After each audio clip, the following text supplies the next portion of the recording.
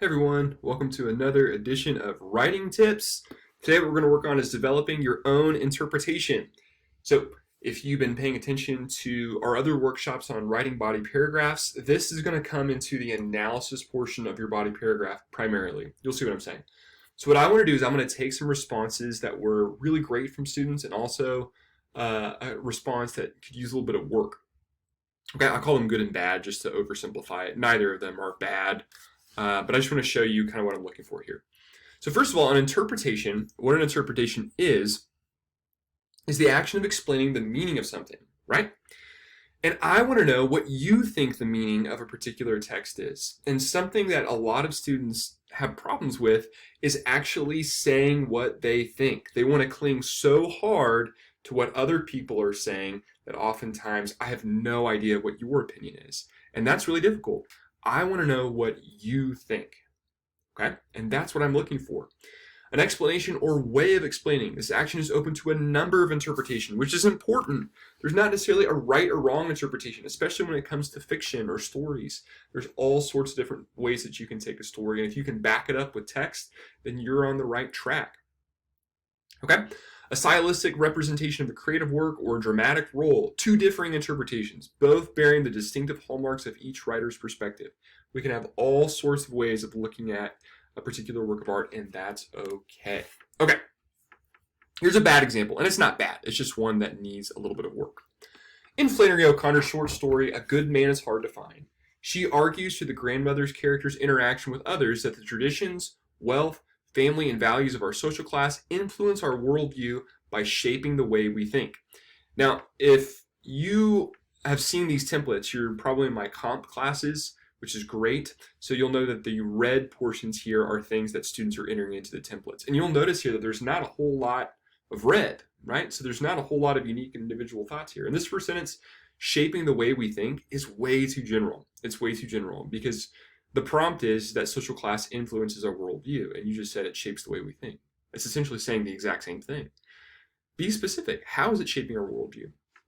She makes this clear in the scene when the misfit is killing the family off one by one, and the grandmother says to the misfit, "You come from good blood," and also when she tells him, "You're a good man," when she's about to die. Which, those are good quotes. Those work well. In sum, these lines from A Good Man is Hard to Find demonstrate O'Connor's conviction that social class impacts us by changing our minds. So once again, that doesn't really line up with the quotes that you've said here. So when you say that you come from good blood, you're a good man, you haven't really told us how social class is impacting us by changing our minds. Those don't match. Those aren't matching well. And listen to this analysis here. In my own opinion of her argument, and this is where you should really open up to what your ideas are. I think my worldview is shaped by my traditions, wealth, and faith by lots of ways. Do you hear how that's just so generic? Remember, specifics stimulate, generalities bore. Lots of ways is super boring because I have no idea what you're talking about there. I don't even know if you're answering the prompt. I can primarily see this in my experience through my actions.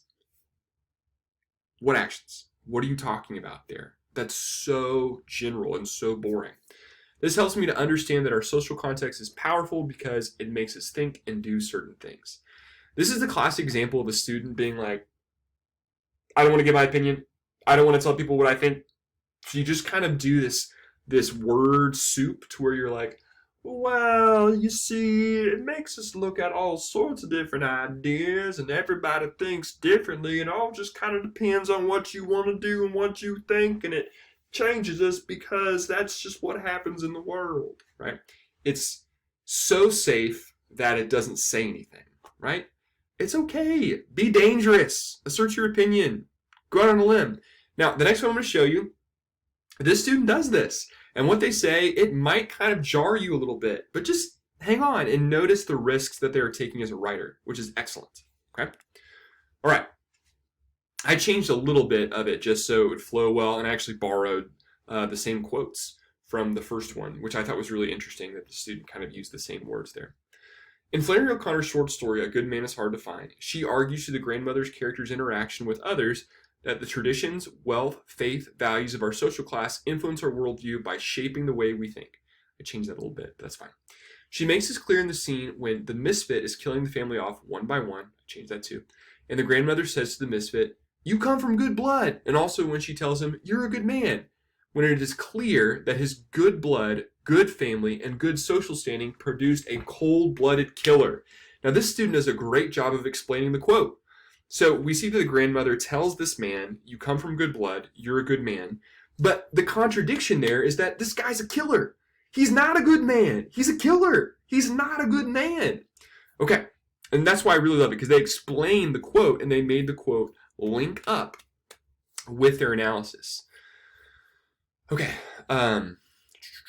in sum, these lines from A Good Man is Hard to Find demonstrate O'Connor's conviction that social class can often determine our system of values by making us think social class is what determines someone's value. Whoa. Now when we read that, inherently we're like, no, it doesn't. Well, that's not what they're saying. They're not saying that we actively do these things, but we do kind of do this whether or not we want to admit it. We think people that are in different social classes aren't as good as us, right? Whether they don't work hard enough, or they are spoiled, things like that. We have these different ways of kind of reconciling these class differences within our minds. In my own opinion for argument, now listen to this analysis. This is really good. This is where they're asserting their own opinion and their own interpretation of the story. In my own opinion for argument, I think my worldview is shaped by my traditions, wealth, and faith, by often making me think people who aren't like me aren't as good. This is obviously a problem each of us must work to undo. I can primarily see this in my experience through attitudes toward wealthy people. I usually think rich people are crooked criminals. I'll put a grammatical errors there, but still really good.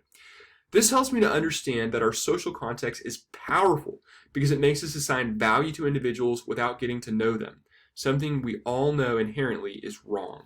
Now, this student does a great job. And they're being really vulnerable here, which I want to commend them for.